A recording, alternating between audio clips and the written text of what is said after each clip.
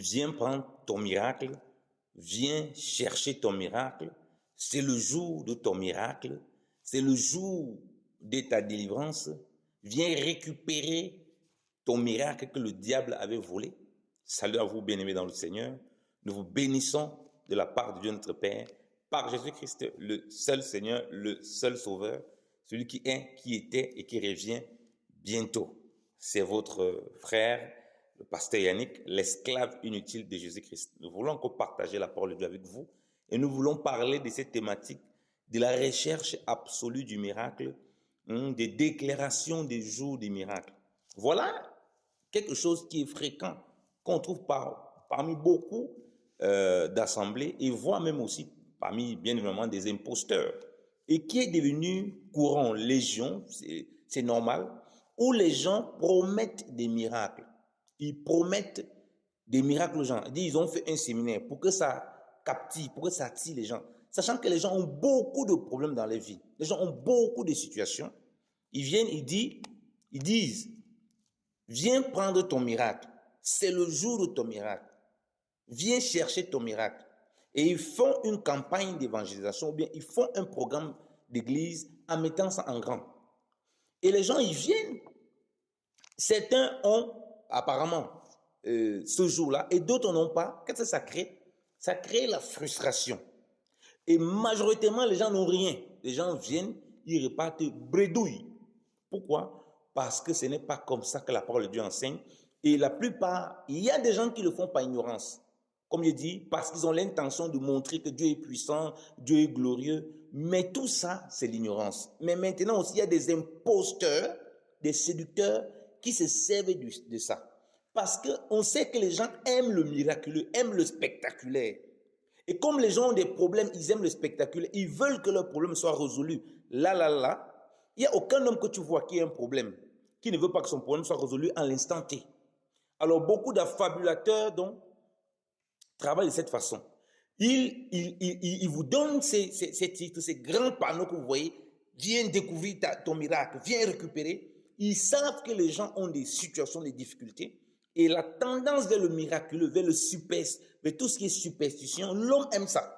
Et comme il sait que ça peut résoudre son problème, alors il court, il vient, et la désillusion totale quand il n'a pas. Ou la frustration s'il voit que des personnes ont et d'autres n'ont pas. Je tiens à vous dire même qu'il y en a qui ont porté plainte à des personnes, qui avaient dit, voilà, viens prendre ton miracle. Ils sont arrivés, ils n'ont pas reçu le miracle, et ils ont porté plainte. Et ils ont raison.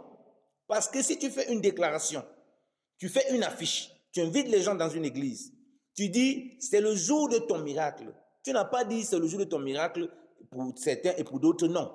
Si tu fais cette affiche, que viens prendre ton miracle, le miracle, c'est une affirmation. Donc, quand la personne vient, quelle est la foi ou quelle n'est pas la foi, qu'elle craint Dieu ou qu'elle ne craint pas Dieu, elle doit avoir son miracle. Et s'il n'y a pas le miracle, alors il y a eu mensonge. Il y a eu mensonge sur la marchandise. Il a le droit de porter plainte.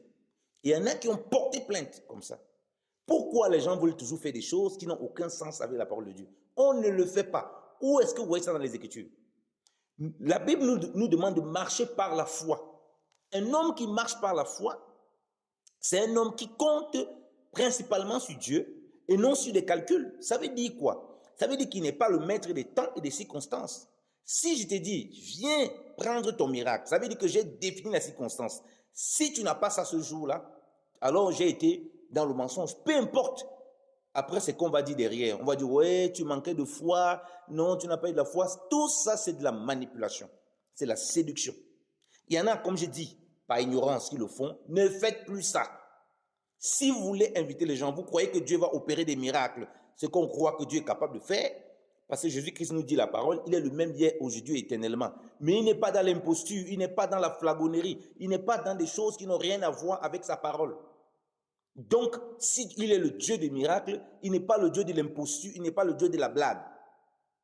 Vous avez vu où Jésus-Christ a appelé les gens. Il les a dit, venez.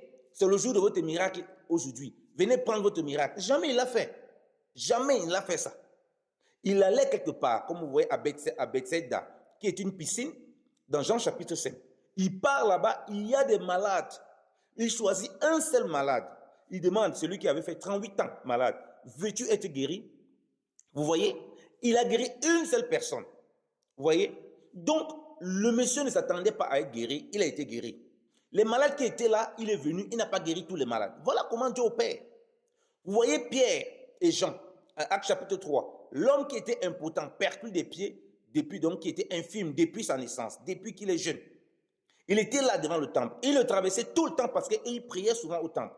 Mais un jour, Dieu a prévu, pendant qu'il traversait cet homme qui demandait de l'argent, de s'arrêter et de faire en sorte qu'il guérisse au nom de Jésus. Ils ont dit à ces messieurs, nous n'avons ni or ni argent, mais au nom de Jésus-Christ, lève-toi et marche. Cet homme s'est levé, il a marché. Rien n'avait été prévu, rien n'avait été programmé.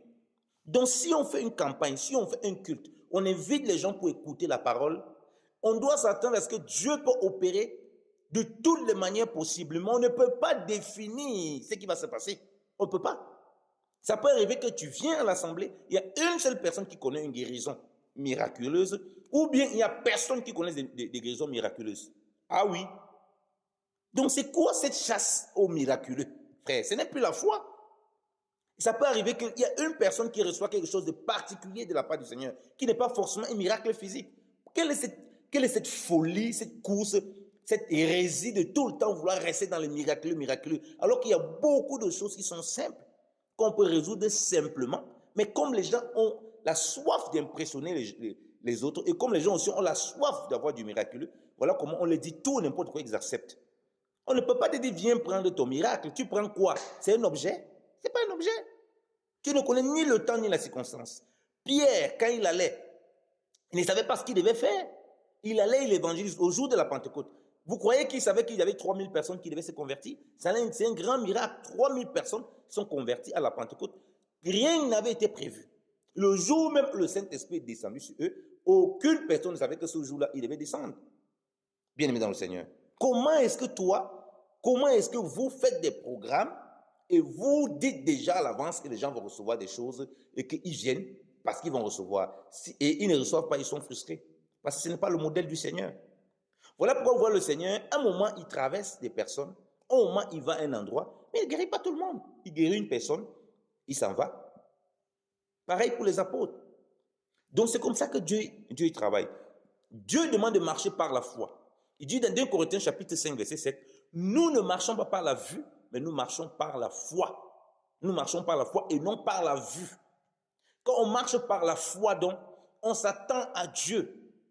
On sait que Dieu est capable de faire les choses en temps et en contre-temps, en toutes circonstances. Mais on ne peut pas définir. Car la foi, vous voyez, la foi nous permet de mettre notre confiance pleinement en Dieu. Quoi? C'est une affirmation des choses qu'on espère et une démonstration de celles qu'on ne voit pas. Mais on ne nous dit pas quand. La démonstration va se manifester dans nos vies de tous les jours. Le miracle n'est pas toujours ce que nous on imagine. Nous avons déjà partagé sur le miracle. Ça peut passer de plusieurs manières. Dieu peut opérer de plusieurs manières, bien aimés dans le Seigneur. Donc arrêtez de mettre des programmes comme ça et dire déjà que les gens viennent chercher le miraculeux. Ça n'a rien à voir avec les Écritures. Ça n'a rien à voir avec l'Esprit de Dieu. Arrêtez vous aussi de courir dans les programmes où vous avez vu, viens prendre ton miracle pour venir chercher le miracle. Si vous venez là-bas, venez pour chercher le Seigneur. Si là, Dieu manifeste sa grâce d'une façon ou d'une autre, vous répond à une prière, vous répond à une préoccupation. Parce que Dieu, le miracle, comme il dit, c'est vaste. Il y a plusieurs façons dont il peut opérer, mais gloire à Dieu. Mais la majorité, c'est des imposteurs qui le font. Donc, il faut savoir dans quoi vous vous engagez. Et si vous allez quelque part, et si vous êtes quelqu'un de très cartésien, on vous a annoncé que vous devez avoir votre miracle ce jour-là. S'il n'y a pas ce miracle-là, vous êtes libre de porter plainte que la personne vous a menti. Si vous êtes capable de prouver cela. Il y en a qui ont porté plainte parce que c'est du mensonge. On les a dit, viens, c'est le jour de ton miracle, viens prendre ton miracle, viens arracher le miracle. Vous avez vu les gens arracher le miracle dans la Bible? Vous avez vu ça où? Si c'est Dieu qui opère, tu vas arracher ça comment? Quelque chose que c'est Dieu qui opère, tu arraches. 2 Corinthiens chapitre 5, verset 7, je nous le rappelle encore. Nous marchons par la foi et non par la vue. Ne marchez pas par la vue, marchez par la foi. Laissez Dieu opérer. Il est le même hier, aujourd'hui, éternellement.